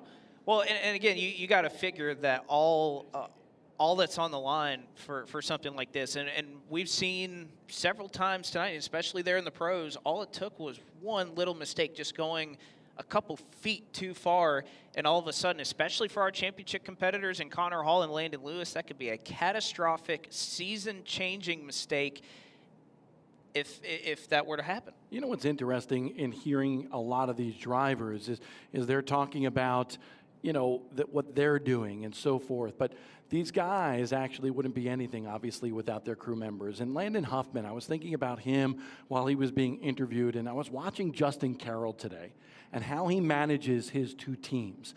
And Justin was down there, and I remember Justin back in the Bandolero Legends car days. And now, you know, he graduated to late model stocks, and now he's this car owner and this team manager, and he's doing such a good job, not only with Landon Huffman teams, but Brandon Pierce's team as well. And I believe we're going to go downstairs for an interview with Brandon Pierce right now. We are indeed going to talk to Brandon Pierce. And Brandon, just with the length of a lap at Wilkesboro, this race sort of plays out. It's 125 laps, but it runs a little bit longer than most races that we have on the calendar. How does that suit sort of the way you approach a lot of these races and your sort of game plan? Yeah, I mean, normally, it would probably fit my driving style, but here, ever since the repave, it's pretty much just up on the wheel all night. So, still a grueling race. This place got a lot of grip, and it can be tedious though. So, guys have worked hard all weekend to bring us a great car, and appreciate everybody at Carroll Speed Shop. And time for me to see what we can do out here in 2 laps. He's got a knack for finding a way towards the front of the field at the end of these races as we go back to Derek once again. Thanks a lot, James Pike. And here with Ronnie Bassett Jr. has one career win to his credit in the Cars Tour late model stocks. He's done time in the ARCA series. He's also done time in the NASCAR Xfinity series. You've got laps here on the old and the new pavement.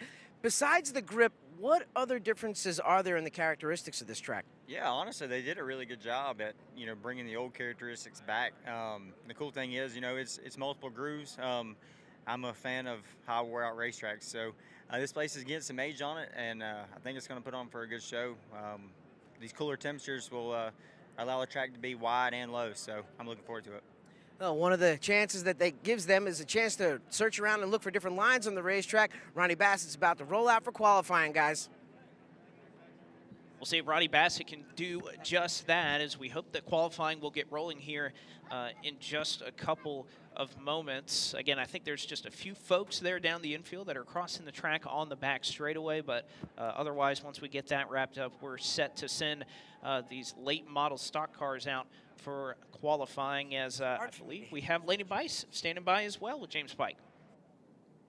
Laney Bice here, and Laney, wrapping up your first season with Lee Pulliam Performance, how have you grown with this team as a driver in 2025? I feel like I've grown so much. Lee Pulliam has just given me the opportunity to really show who I am and given me a good car every single week. And I'm just super thankful for that, and just all the opportunities that have come along with this team, and just being in contention for wins every single week and always being competitive has been huge for us. So I'm just super grateful for the Lee Pulliam Performance team and Folsom Fin Supply for giving me the opportunity, and of course my mom and dad for their amazing support. So we're going to see what we can do right here, and this will finish up the 25 season for us in the car store, and it's a little bittersweet moment. I feel like this year's just been such a big year for me, and really amazing opportunities for me to grow, and so I'm just super thankful. Had a lot of time to test and practice here between last weekend and this afternoon. What did you learn about the car going into qualifying? A lot. I feel like we have a lot of speed, and I feel really confident that we're going to try and put it on the pole here. I think that's been a goal for us all year, and so if we can finish out the year, the car store season, with a pole, that would be huge for us. So Lee always says, let's try to put it on the front row. So we're going to try to do right here, and I just can't thank all of them enough for giving me a really fast car and giving me the opportunity to be able to put it up on the pole. Laney Bice, Lee Pulliam Performance, looking for a good start to the final weekend of the season. Laney Bice has so much talent behind the wheel of that race car. We saw her prowess, especially early in the season. And then there was so much of a spotlight thrust upon the Cars Tour with the late model stock cars, live on Fox And Lainey Bice had that first lap mishap. You take a look at what she's done after that. She's had some speed, but really with the exception of Dominion, we haven't seen the success that we thought she was going to have. Do you think a lot of that has to do with the pressure that has been put upon her with how talented she is behind the wheel?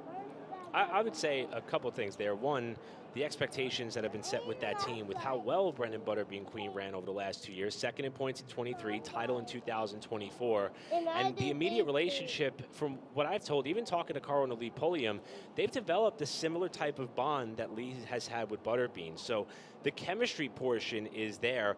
There's been a little bit of luck that just hasn't been able to find Lainey in certain spots, but I will say that two things that stood out for me since that night, one of which was after that incident, Lainey spoke to the media. In fact, Blake, it may have even been you that went down there and spoke to her, where I think other drivers would have taken that opportunity to seek shelter and not embrace in that misfortune.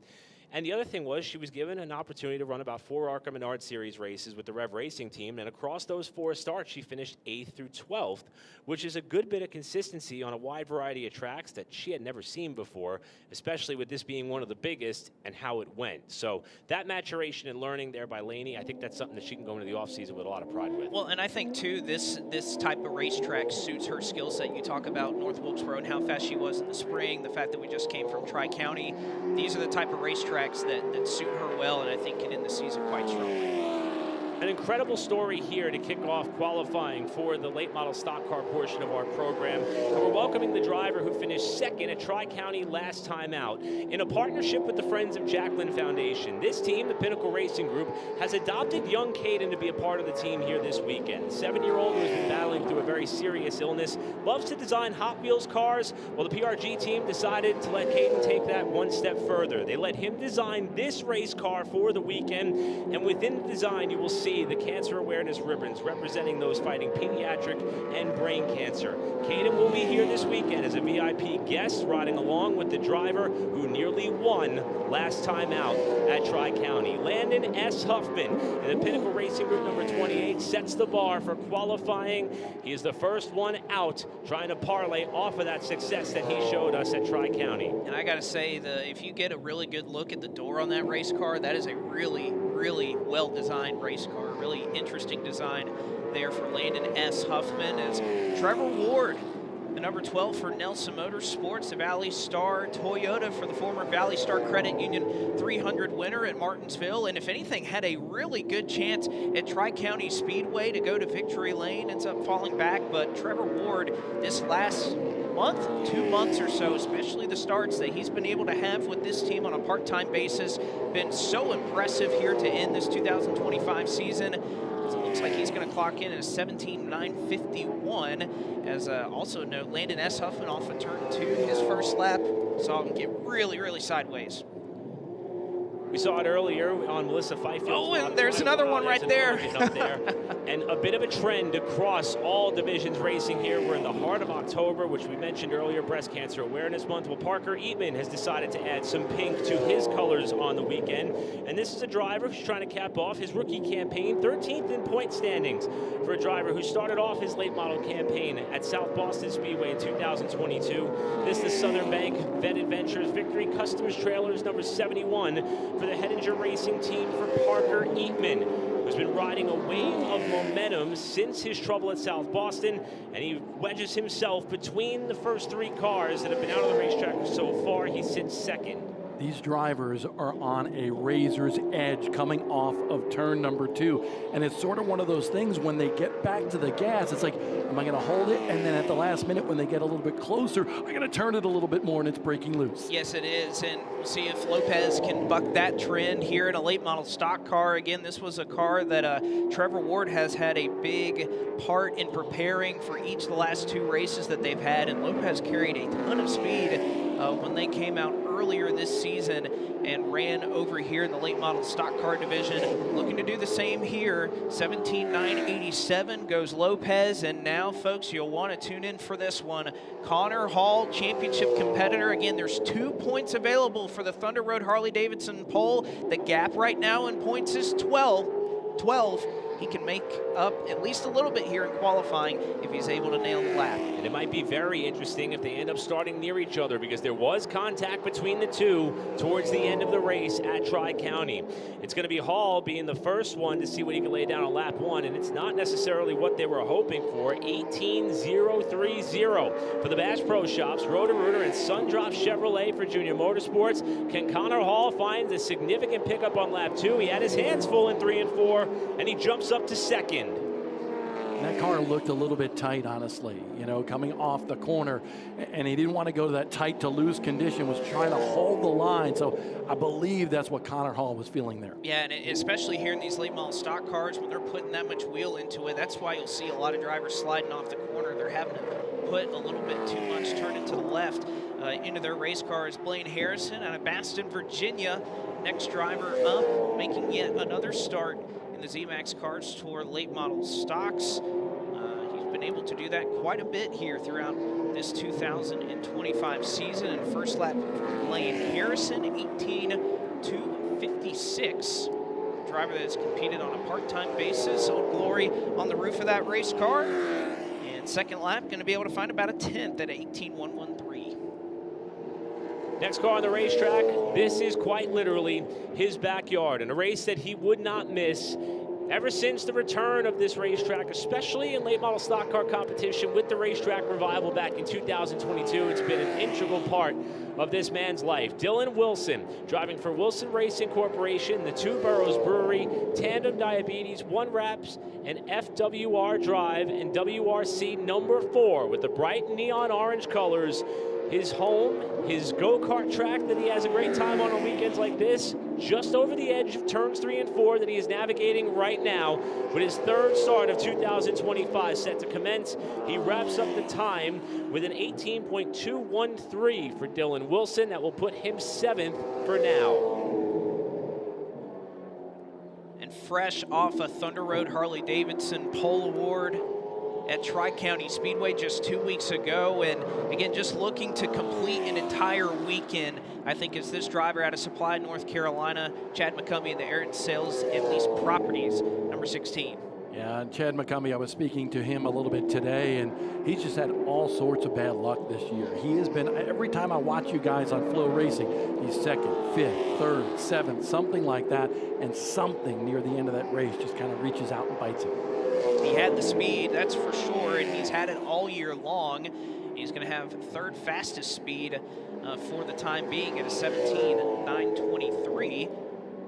There's another driver who left Tri-County in a precarious situation, Chase Burrow out on the racetrack. Involved in a crash with Ronnie Bassett Jr. That may be one of the lowlights for Burrow in 2025, but certainly one of the highlights, getting that maiden win in the Cars Tour, a late model stock car at Langley Speedway, as Burrow is 4th on his first time around. He's run every Cars Tour late model stock race we have held since 2022. His best finish was that race in 2022. Wow, he was sideways in 3 and 4. 4th on the first lap, and he still moves up to 3rd. Wow, he had a little wiggle coming off a 2 and 4, so he had it down to the mat there. Impressive that he was able to hold on and even improve his time. I love when we see these drivers that have some dirt experience, that they're able to make the car look like it's driving that bad, but yet they're still able to carry enough speed. And Chase Burrow fitting that bill perfectly right here as a driver who has carried a lot of speed through the last couple of weeks. At Martinsville, Tri-County, he had a flat tire.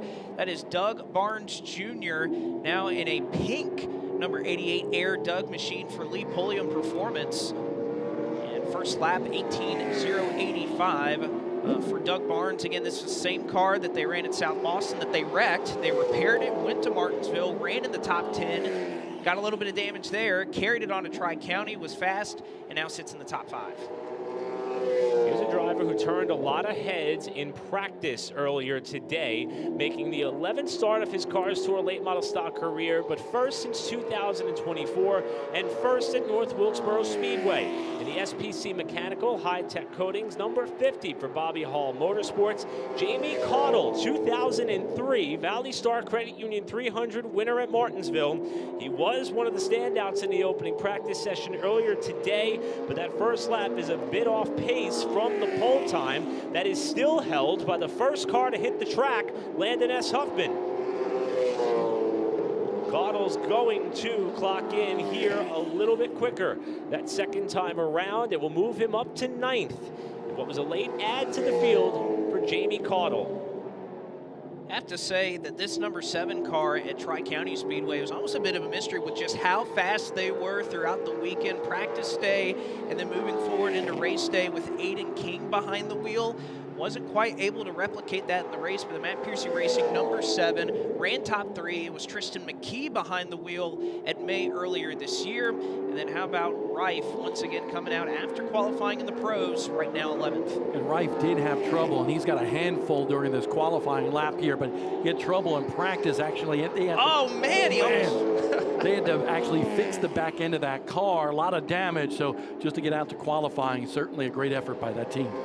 Here's the other end of the championship points spectrum. The points leader by 12 with 4 wins on the season, including here last May, leading every lap en route to victory. The Wrench Source MMI 704 Hemp number 29 in the Kevin Harvick Incorporated entry. Landon Lewis on the clock, and his first lap puts him on the front row. Was the fastest car in the final practice session, and if anything, it's not good enough for pole on lap number 1, but it is good enough to sit just in front of Connor Hall in the championship picture. Checkered flag for Lewis. Second lap is going to come across a tick slower. But as of right now, Landon Lewis has a chance to make it a 13-point margin should the top 2 remain the same. And weren't you the one saying, as we saw in the highlights before we went live, Tri-County Speedway last few laps, a little bit of contact between 88 and 29, and look where they're lined up right now, right next to each other.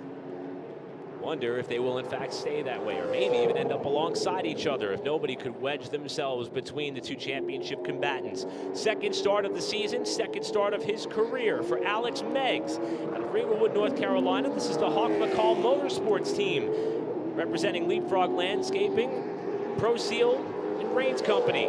For Meggs, who comes across the line, he will clock in 12th. The other race that he had in 2025 was here in May. Started 32nd and raced his way up to 17th. A great drive that night. Number 81 of Minnie Tyrell, the Jesus is Lord Convenience Tire and Auto, and BDL Motorsports Toyota, who again has been aided throughout this season, again sitting 5th in the championship standings. We noted the speed, and I know it's a weekend of what ifs, but one thing he didn't have to worry about is what Hickory has done for this race team, and the fact that, yes, they've had a couple of races where they didn't end quite where they wanted. They got a little bit of damage, but that 50 grand did so much to keep this team on the racetrack through the remainder of the season. 5th fastest lap 1, lap 2. Not going to be any better. I love the combination of Brandon Butler and Minnie Tyrell. 10 years now they've been working together, and it certainly has paid off, especially with the success that they've had this year. 8th in points, 3 top 5s, 5 top 10s for a driver who was involved in a crash at Tri-County, as we mentioned earlier, with Chase Burrow. Trying to end the season on a high is Ronnie Bassett Jr., and that is a very good first lap. Puts him 6th in the Best of Retire, Affordable Heating and Air, Buddy Scoops, and Rex Younger Galleries entry for the family-owned team out of Lexington, North Carolina. It's his 5th North Wilkesboro start. His best finish was 8th here last August. And we'll see what Ronnie could do on lap 2. Up to 4th for Ronnie Bassett Jr. Top 4 currently separated by less than a 1/10 of a second. One wiggle by Ronnie Bassett off of 2, I think, cost him a shot at the top spot in qualifying. And how about the lap that Landon S. Huffman, again, we thought that going later in qualifying would be an advantage. He was the first driver out, ran a 7:59, so Landon S. Huffman that time holding up very well as this driver tries to take it down. The Thunder Road Harley-Davidson, number 2 for the Carroll Speed Shop, Oak Ridge, North Carolina's Brandon Pierce, fresh off a top 5 finish. It was his first in several years since Florence Motor Speedway a couple of years ago. He was able to get that at Tri-County, running the bottom, 17th on lap number 1, just behind his good friend and fellow co-host of his Big Time Auto Racing podcast, and Dylan Wilson. Second lap, though, going to be much better for Pierce, up 4 spots into 14th at 18.069. 6th start of 2025 for Caden Quapple. The Carolina Carports Junior Motorsports number 8. Heard from him earlier, told us the agenda. Now we'll see how well this young man can execute on trying to get his car up towards the front in this qualifying session, while his teammate Connor Hall currently sits third. Caden is well on that first lap and hanging on off turn 2. Wow, that was a big bobble right there. He was holding on for dear life as he comes back to the stripe now. He will pick up 1 spot to 11th. We talked about dirt experience coming in handy. Caden got himself a win at Millbridge earlier this season across one of the many diverse platforms that he has driven in 2025. I was about to say he's running Millbridge a lot. I think that experience came in handy for the former Pro Late Model champion. So welcome Landon Huffman. Talked to him just before he strapped into his race car here for qualifying, and already car looks a lot smoother than it did in the spring. Off of 3 and 4, as he was alluding to, he just wanted to be able to put a lap together in his IBCI number 57 for the Carroll Speed Shop. Currently 19th though, 18.234. And man, he was high out of 4. He was really tight through 3 and 4, nearly brushed the wall. And unfortunately for him, the time is not going to pick up. So Landon Huffman, 19th fastest. Wild to see when we had the smart mods on the racetrack. Turns 3 and 4 was a trouble spot. For the pro late models, where you got to carry a lot of momentum, it was turns 1 and 2. At the late model stock cars, it's everywhere. Everywhere. And I think this track is gaining that grip like we talked about. And I think if you're a little tight coming off the corner, you're going to shove your nose towards that wall. And I think that's what we're seeing here late in qualifying for the late model stock cars. Here's a driver who knows how to get it done here. Did so 1 year ago in the Van Dyke Racing Performance number 44 for Jones Utilities and Construction out of Fredericksburg, Virginia. Connor Jones looking to mark that car down towards the inside of the start-finish line to see if that will help him improve any. And Connor Jones clocks in 12th quickest, just misses out on a chance to start up in the top 10 in the final race of the season. Oh, Laney, no, she's up there and into the wall for Laney Bison 2. Just a brush of the wall. It may not have been too much. Obviously going to be a throwaway lap here on lap number 1, but you got to commit to it. And if you barely jump over, we saw she was driving in deep in the center of the corner, and where that rubber is laid down on the racetrack, if you get outside of that at all, it is pretty much like driving on ice. And a little bit of that momentum from the first lap to the second lap might slow this second lap down just a little bit for Laney Bice in the 0-3. Lap of record is going to be 21st for Laney Bice. Check that. She actually improved a little bit on her second time around. 15th. Up to 15th. Next on the racetrack, another one of the drivers doing modified late model stock double duty across the weekend. Here's Carson Lofton trying to sew up Rookie of the Year honors in Nelson Motorsports number 22. And Bob, you had a conversation with Carson earlier, and you were a bit surprised by the conversation you had with him. Yeah, I asked him the difference between the modified and the late model stock car here, and he said this is the one track that you don't have much of a difference. The lift points, you know, the roll points, very similar, fast racetrack, but interesting is you have the 10-inch tires over here compared to the 15-inch tires in the modified. Lofton's going to get a pretty good pickup. He was 20th on his first lap, moves up to 13th. For the driver who's been on a roll the last 3 races, 7th, 3rd, 7th, his last 3 occasions. Impressive effort out of this driver earlier this spring in a big race here at North Wilkesboro Speedway on FS1, and followed that up with a tremendous finish, top 5 effort in the Valley Star Credit Union 300. Late in that race, he was able to try and drive through the field in the ABC Hosiery in Gildan, number 1 of Andrew Grady, whose first lap is going to be a solid one from the times that we've seen rolling across the speed chart the last couple of times by. 11th best for Andrew Grady, whose second lap is going to just about match it, but be just a tick slower. And that's interesting too. Pro late models, second lap was better. In the smart modified, second lap was better. Now we're starting to see a growing trend here in the late model stocks. It seems like first lap is where you got to get it done. And that might be attributed to the fact that these guys are even just pushing it a little bit harder on that second lap. And sometimes when you do that, it'll bite you, especially on a very precarious racetrack that we're seeing during qualifying for the ZMAX Cars Tour late model stock cars. And About a handful of cars to go. One of the last entries in the field on the weekend, a driver who hails from Weaverville, North Carolina, with the Comer's Well and Pump, CEIM and Associates, number 9 for DC Performance Racing. Derek Kohler, right now that will slot him in 24th of the 24 cars that have taken time, with that second lap being the quickest. I just love watching this. This is so challenging, and we love to see these drivers and what they're capable of doing when the lights are on, quite literally. The pressure is on. You're at a racetrack where if you mess up, you're going to hit the wall harder. Here, just about harder than anywhere we go, is Cade Brown, currently sitting 3rd in the championship standings, trying to go to Cookout Victory Lane for the first time. And Cade Brown holding on to that race car right now, just wants to find victory lane. Spoke to him in the trailer here today, wants to end the season with a victory, but this car is evil coming off of 4. Stayed in it though, 16th for Cade Brown. Lap number 2 was slightly better than his first effort. 18.025, smack dab in the middle of the field right now. Just 3 cars left to go. Here's Thomas Bean, making his 3rd start of the year, 2nd in a row. Was slated to run the throwback race at Hickory, but after the event got postponed to Sunday night, he was unable to start the car in that effort. In what was a great throwback to Pete Silva. He won the pole at Anderson and finished 16th there after leading several laps. Bean now trying his hand at North Wilkesboro Speedway. First lap, not what they were looking for. Catches the apron there in 3 and 4, and he's still fighting it off the corner. Got that apron and shoved him up the racetrack, then had to put a lot of wheel into it to get it cranked down and stay off that wall.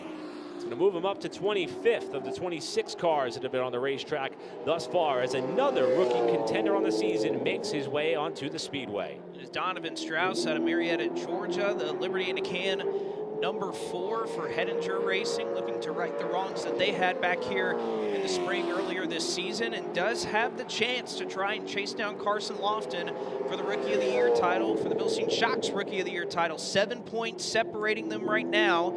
His first lap is going to be 18th, which is 4 spots back of that 22 car that he's trying to chase down. Strauss trying to hustle that car through 3 and 4 to see if he could perhaps close that gap to 22. It's going to be a pickup here for Strauss on that second time around. Let's see, Blake, can you find up to 5th? Wow, all right. What a lap. Took us a second. What a lap by Strauss, as we've got just 1 car left to go.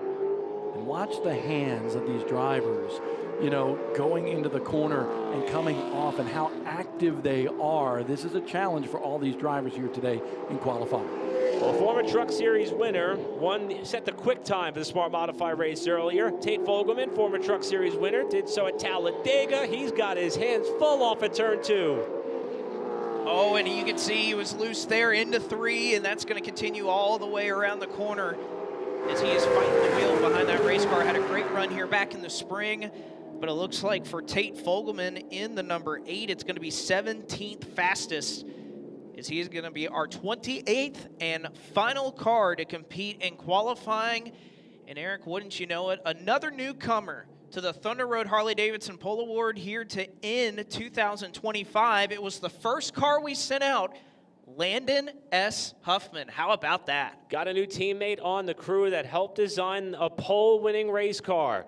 Landon S. Huffman has won the final Thunder Road Harley-Davidson pole of 2025, fresh off of the runner-up effort at Tri-County. In his 3rd race working with Carter Langley as crew chief, it'll be Landon S. Huffman and Pinnacle Racing Group leading us down to green tomorrow. With that, we're going to step aside. When we come back, we'll talk to our fast qualifiers for both ZMAX Cars Tour races here at North Wilkesboro Speedway. Want an easy way to help take care of your vehicle? ZMAX Micro Lubricant. ZMAX Micro Lubricant is a DIY solution that pours into your fuel and oil. ZMAX proprietary molecules are uniquely small, so they literally soak into the metal, dispersing harmful carbon deposits. This improves horsepower, extends engine life, and reduces emissions. ZMAX is good for your car, your